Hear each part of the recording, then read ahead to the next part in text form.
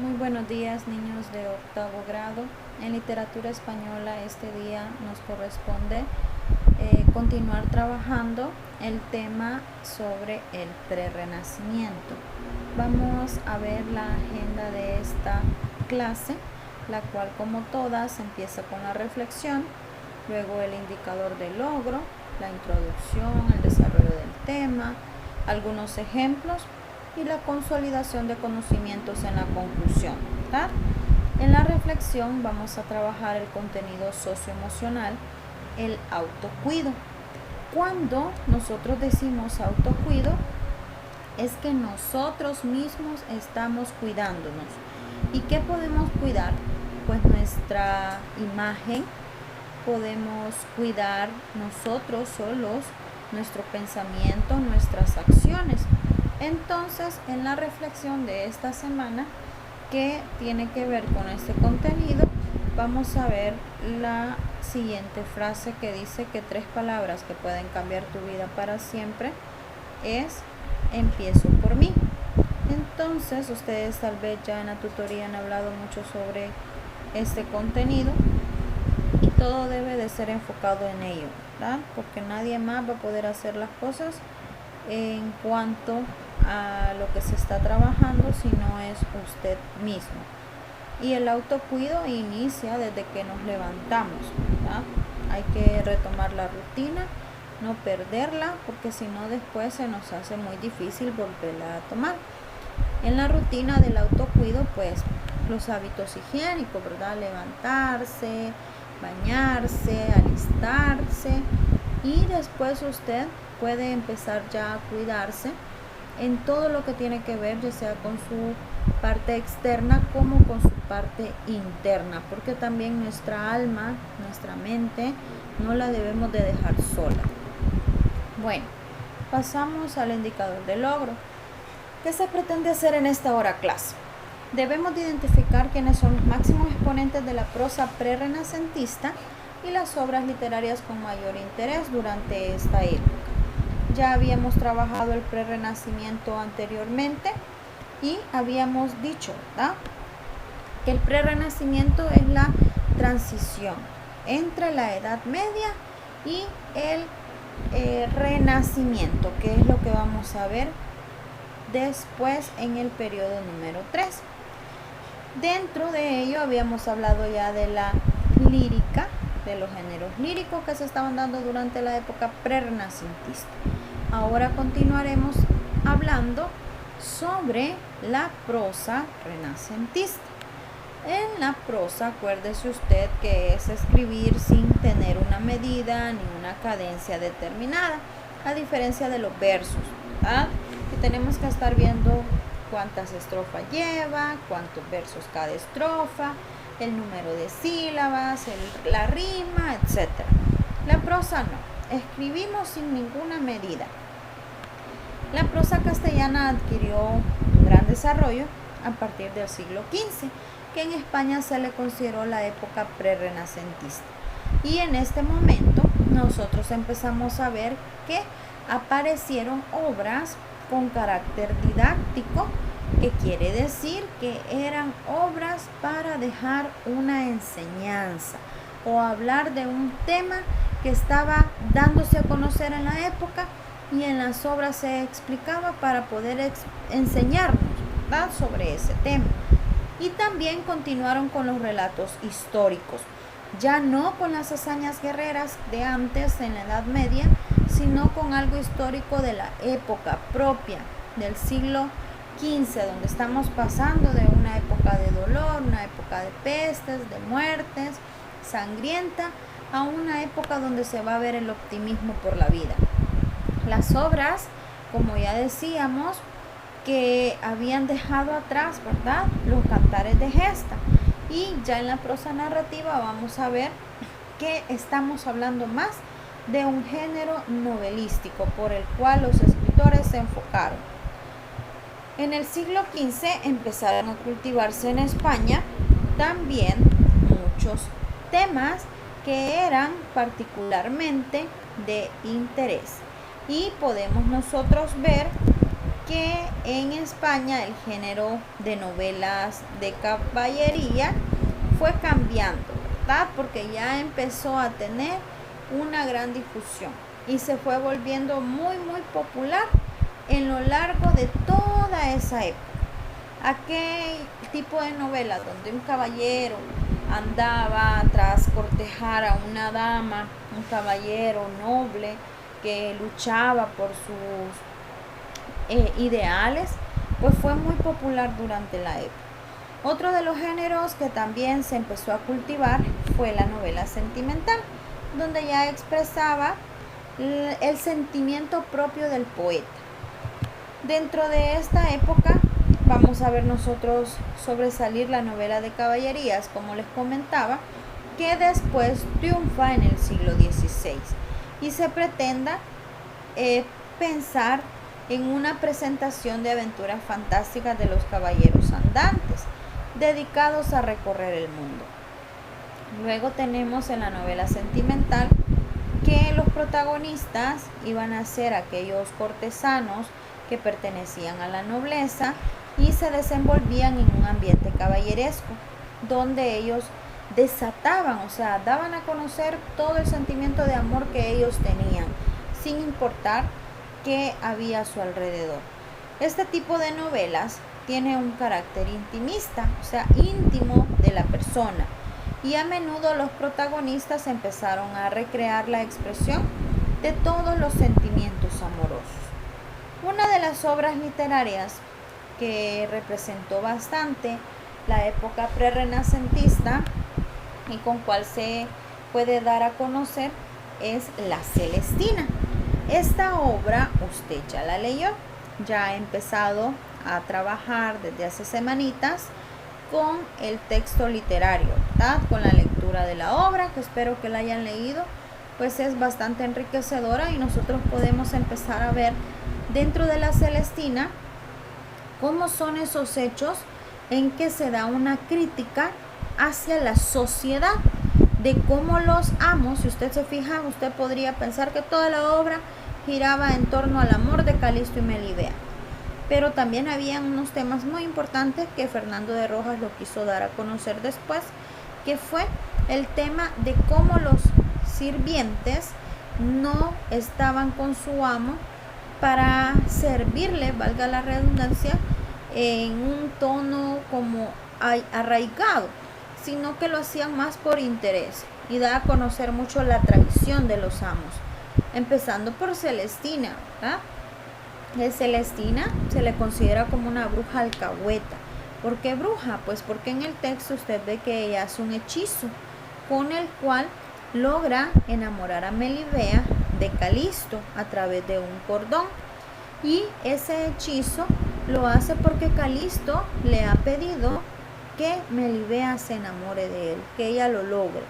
Entonces viene Celestina y empieza a ver la manera de cómo entrar en la casa de Melibea para poder como hacerla entender de que Calisto era un buen hombre, pero como no lo logró así nomás, entonces es a través del hechizo, ¿verdad?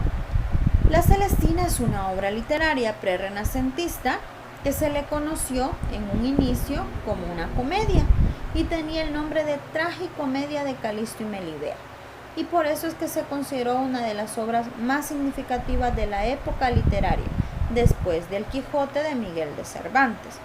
En La Celestina vamos a encontrar nosotros el tema como la codicia, el amor, los hechizos.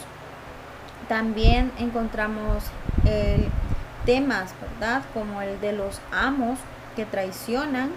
¿Por qué? Pues usted ve, Pármeno, Sempronio eran sirvientes de Calisto, pero también tenían mucha codicia por lo que él estaba dando, y tanto así que todo se ve envuelto en ello, ¿verdad? Y al final, pues lastimosamente no encontramos nosotros un final feliz dentro de la obra. En el siguiente fragmento, si usted se fija acá, de la obra La Celestina, aparecen los personajes de Calisto y Melibea. Quien haya ya leído el texto puede identificar qué parte de la obra es esta. Cuando Calisto dice, en esto veo, Melibea, la grandeza de Dios.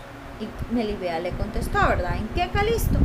Y Calisto le dice, en dar poder a natura que de tan perfecta hermosura te dotase, y hacer a mí inmérito tanta merced de que verte alcanzase, y en tan conveniencia lugar, que mi secreto dolor manifestarte pudiese. Por cierto, los gloriosos santos que se deleitan en la visión divina no gozan más que yo ahora contemplándote. Y acá nosotros podemos ver cuando Calisto le está diciendo su amor a Melibea. En este momento, pues Melibea ya estaba hechizada, ¿verdad?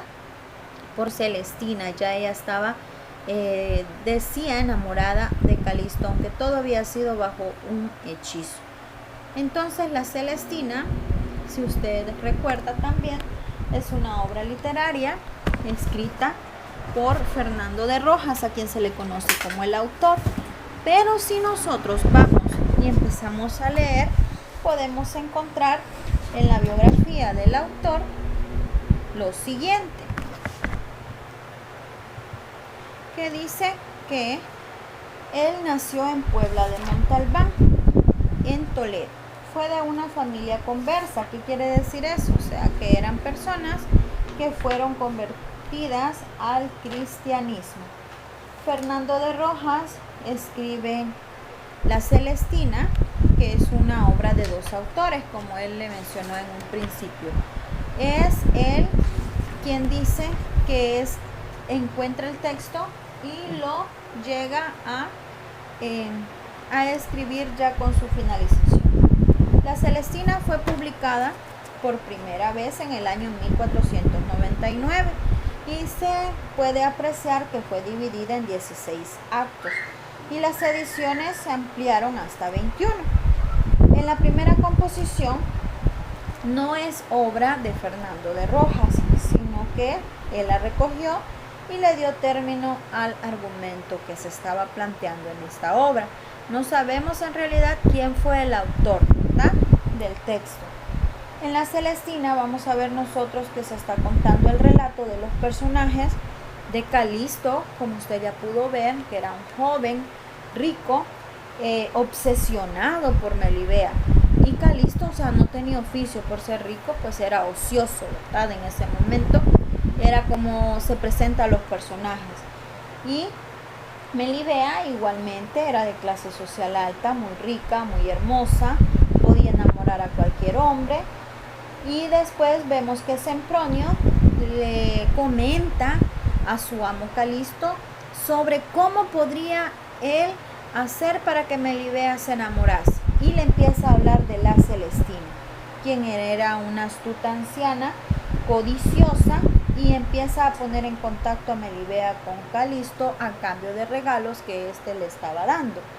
La Celestina consiguió que ambos se relacionaran y la recompensa fue muy grandiosa para ella, ¿verdad? Los criados de Calisto, Parmenio y Sempronio, empezaron a pelear. Usted recuerda que hay una parte en la cual ellos empiezan a discutir porque la Celestina no les quería dar parte de la paga que le habían dado a ella por el enamoramiento, por el hechizo. Entonces vienen ellos, empiezan a discutir, llega a manos de ella y uno de los dos criados la mata. ¿Usted se acuerda quién fue ese criado? Lo puede escribir en el chat, ¿verdad? Ahorita que nosotros le estamos leyendo. Al tratar de huir, vienen ellos y cayeron desde una ventana. Y fue que se dio la muerte de estos personajes. La Celestina tenía a dos criadas, quienes eran las amantes de los criados de Calisto. Y ellas pues se quieren vengar por todo lo sucedido con Melibea, tratando de vengarse. Y fue así como empezaron contratando a un soldado para que hiciera ruido en la calle mientras permanecían Melibea y Calisto en la casa. Y al bajar de la tapia del jardín, ellos temían que alguien lo fuera a descubrir. Viene Calisto y cayó y murió. Y luego Melibea, al ver que su amado estaba tirado en el piso, triste, acongojada de todo lo que había pasado, lo que ella sentía, porque ya el enamoramiento del hechizo era muy fuerte, vino, se arrojó desde la torre de su casa y también se suicidó. Después vemos que la obra tiene su finalización cuando Pleberio, el padre de Melibea, está llorando y empieza, ¿verdad?, a aclarar el significado de todo lo que había sucedido. Y él empieza a hablar sobre el sentimiento de su hija, sobre el fin que tenía, cómo los criados habían sido codiciosos, y él empieza a hacer una reseña de todo lo que había pasado y ese sentimiento de culpa que lo embargaba.